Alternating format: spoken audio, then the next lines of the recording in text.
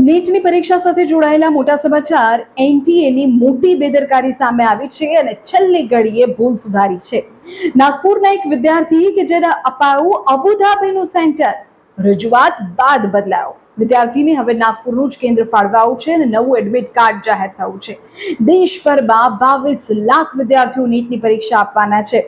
વિગતવાર સમાચાર જો આપને આપું તો આવતીકાલે દેશભરમાં નીટની પરીક્ષા યોજાવા જઈ રહી છે અને 22 લાખ વિદ્યાર્થીઓ છે. આ પરીક્ષા પહેલા નેશનલ ટેસ્ટિંગ એજન્સી એનટીએની એક ગંભીર અને ચોંકાવનારી બેદરકારી તમે કહી શકો કે જે સામે આવી. સમય રહેતા એનટીએ પોતાની ભૂલ સુધારી લીધી અને વિદ્યાર્થીને રાહત મળી. આ મામલો મહારાષ્ટ્રના નાગપુરનો છે. નાગપુરના એક વિદ્યાર્થી કે જેણે નીટ પરીક્ષાના કેન્દ્ર તરીકે વર્ધા અને નાગપુરને પ્રાથમિકતા આપી હતી. સ્વાભાવિક છે, નજીક હોય, પરંતુ એનટીએની ટેકનિકલ ચૂક એવી કે વિદ્યાર્થીને ક્યાંનું કેન્દ્ર મળ્યું ખબર છે?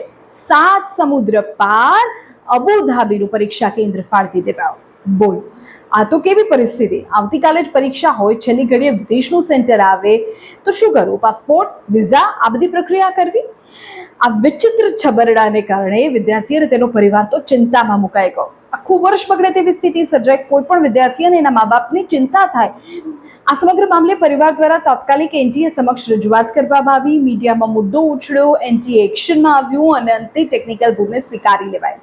એનટીએ દ્વારા હવે વિદ્યાર્થીનું પરીક્ષા કેન્દ્ર નાગપુરમાં જ નવું સેન્ટર ફાળવી દેવાયું છે અને નવું એડમિટ કાર્ડ જાહેર કરી દેવાયું છે. પરીક્ષાના બરાબર એક દિવસ પહેલા પોતાના હોમ ટાઉનમાં સેન્ટર મળી જતા વિદ્યાર્થી અને તેના પરિવારે હવે રાહતનો શ્વાસ લીધો છે.